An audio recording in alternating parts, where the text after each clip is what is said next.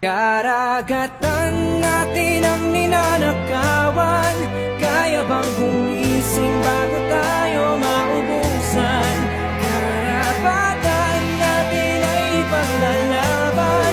Sumabay sa paglayag habang sinisigaw at naninindig ang ating ito. Ating ito.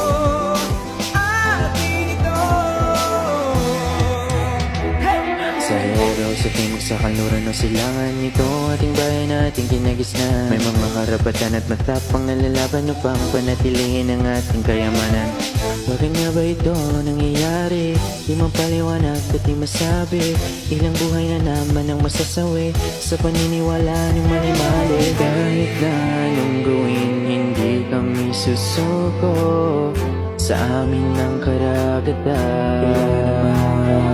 Atin ito, atin ito, atin ito. Kayamanan ng Pilipinas.